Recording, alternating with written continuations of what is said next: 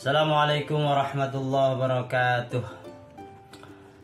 Masih kita membahas tentang solusi pendidikan yang ada di negeri kita Indonesia tercinta. Itu minimal ada tiga segmen dalam menanggulangi pendidikan di negeri kita itu. Yang pertama mungkin adalah cinta tanah air yang harus ditonjolkan atau nasionalisme. Yang kedua adalah akhlakul karimah. Yang ketiga mungkin baru itu adalah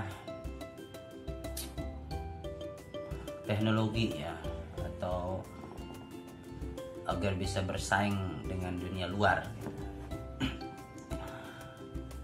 Tapi yang pertama adalah itu yang terpenting, yaitu anak didik kita harus mempunyai cinta tanah air yang tinggi, nasionalisme yang tinggi, sebagaimana yang telah dicontohkan oleh para pahlawan, founding father, para pendiri bangsa kita. Mereka semua sudah mencontohkan cinta tanah air dan nasionalisme yang tinggi. Karena itulah yang menjadi sebab berdirinya bangsa Indonesia ini.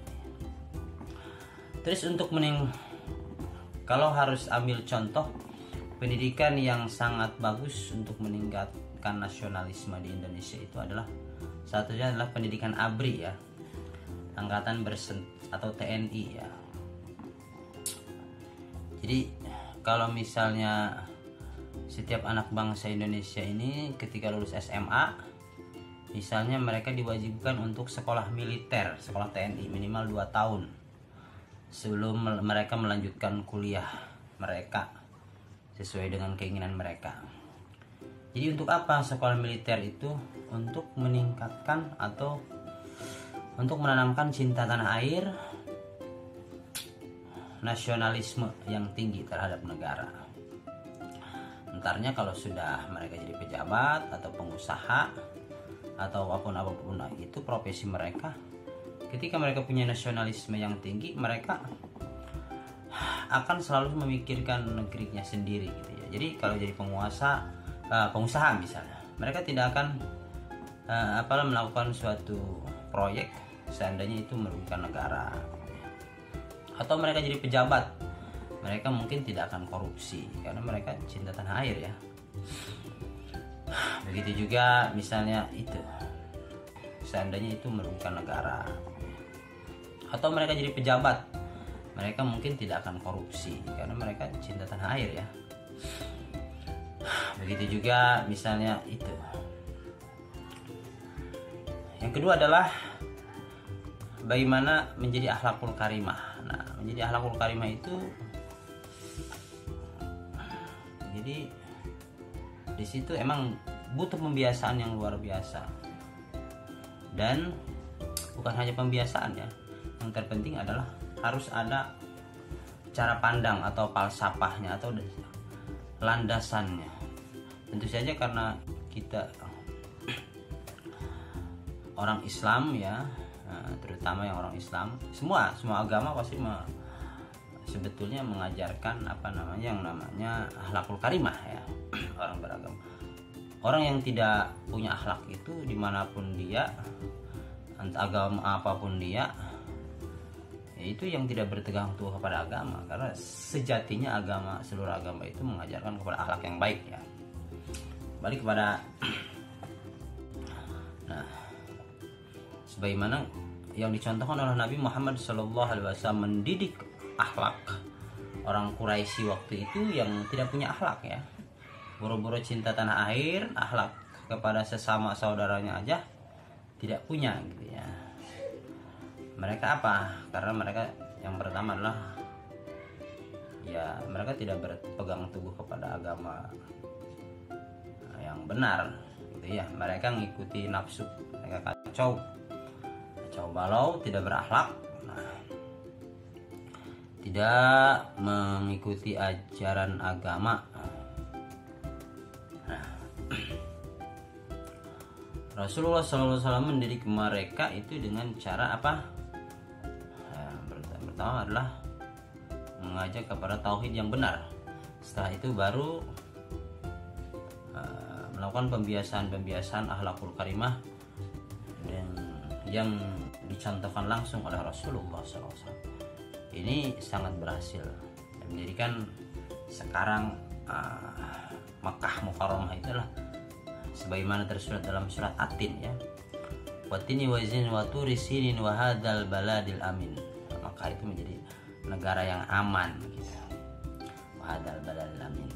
Katanya, kata orang juga, orang yang dagang saja kalau dagang nih waktunya sholat mereka tinggal, mereka tidak takut akan pencurian dan sebagainya, saking amannya. Dan katanya, kata orang juga, orang yang dagang saja kalau dagang nih waktunya sholat mereka tinggal, mereka tidak takut akan pencurian dan sebagainya, saking amannya Mekah itu. Sekarang mana ada di negara di dunia ini yang seperti itu, yang aman seperti itu. Barang ditaruh aja langsung hilang aja. Tapi di Mekah Al-Mukarramah menjadi negara yang aman. Itu saja itu melibatkan Allah Subhanahu wa Ta'ala, melibatkan yang Maha Kuasa ya. Begitu juga jadi bangsa Indonesia itu kalau pengen menjadi anak-anak yang menjadi baik, akhlakul karimah, ya harus melibatkan agama di dalamnya. Jangan sampai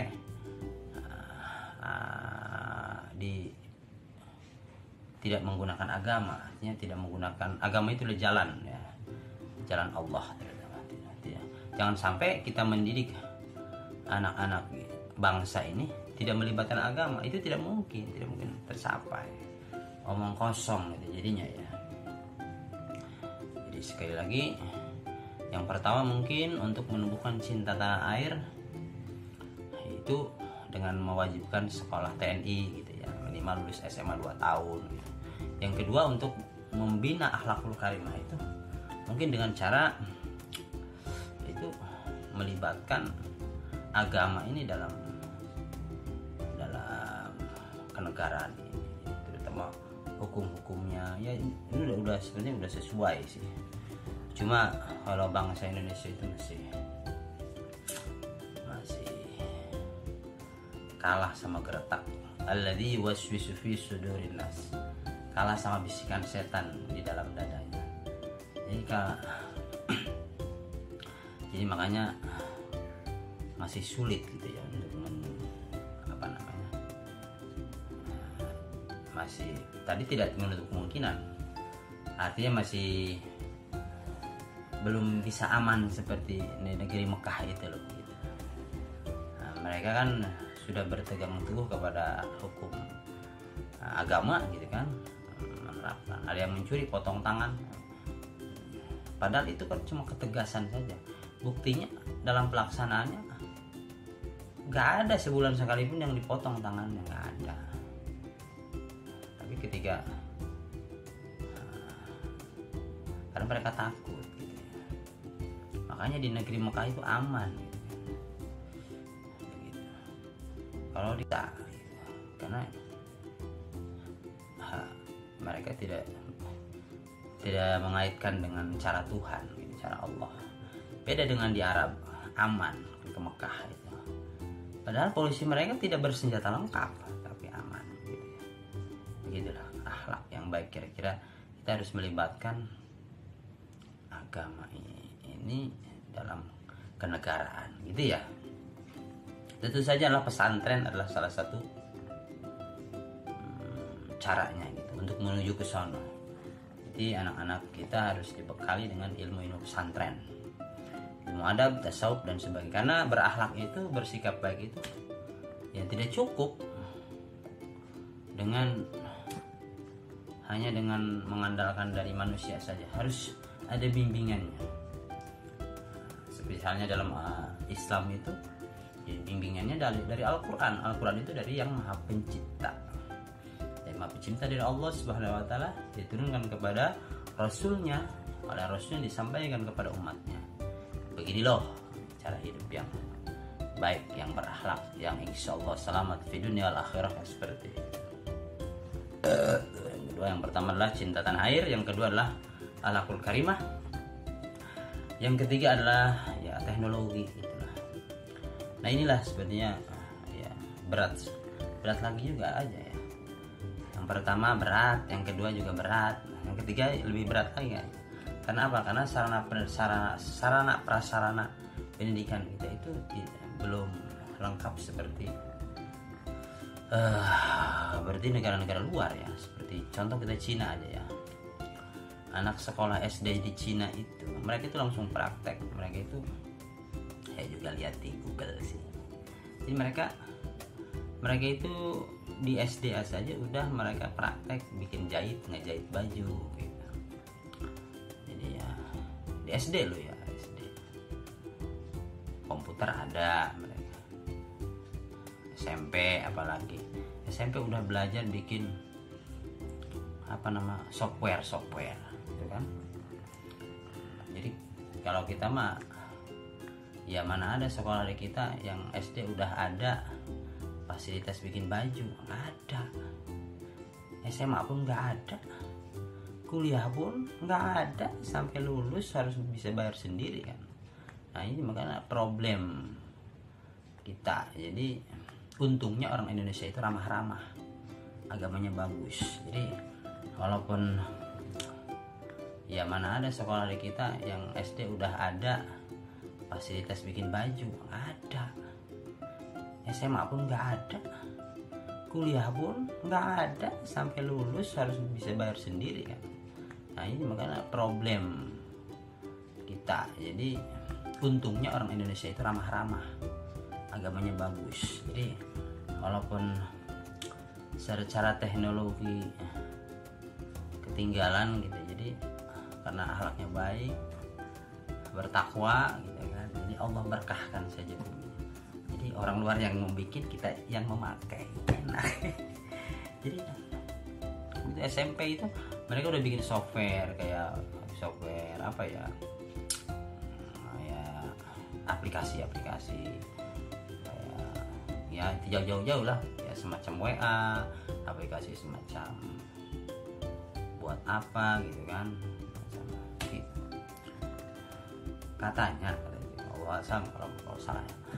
Jadi SMA mereka udah belajar mencipta gitu ya, jadi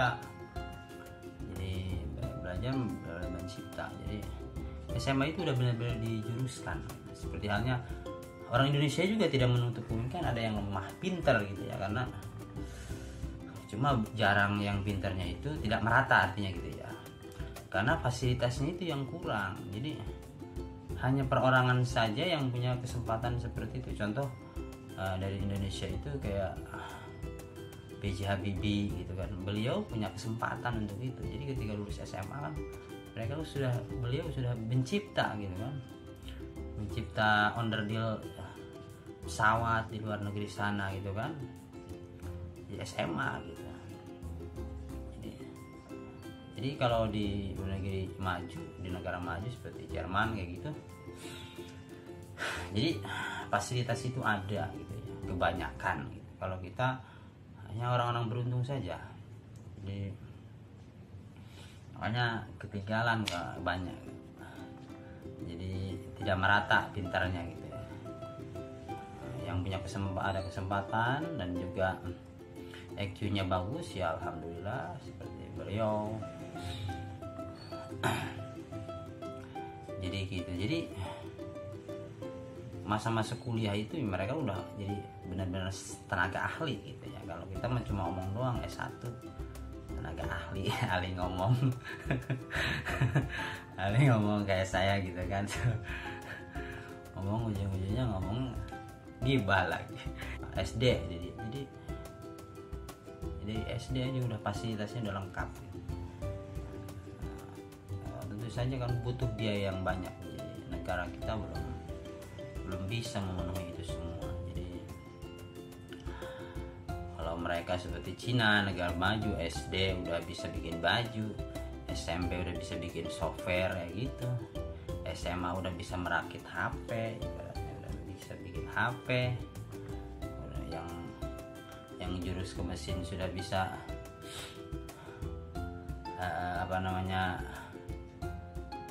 ikut membuat mobil,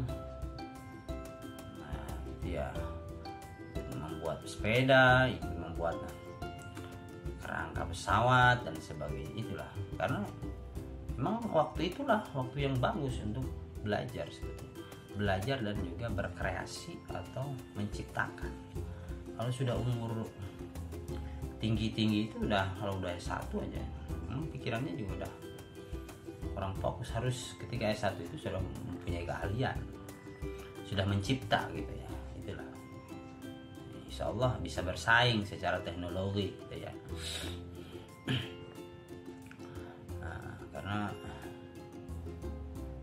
mungkin itu saja ya. Jadi 3 segmen aja mungkin PR bagi bangsa kita. Yang pertama adalah nasionalismenya, cinta tanah airnya. Yang kedua adalah akhlaknya. Yang ketiga adalah ya, walaupun kita harus prasarana kita harus ditingkatkan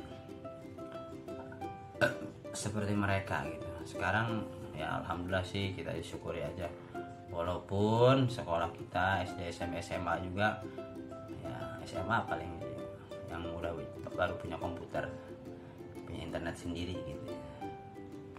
Itulah Indonesia ya. Kita alhamdulillah bersyukur berada di Indonesia yang sangat saling mencintai satu sama lain. Ini aja, billahi taufiq wal hidayah. Assalamualaikum warahmatullahi wabarakatuh.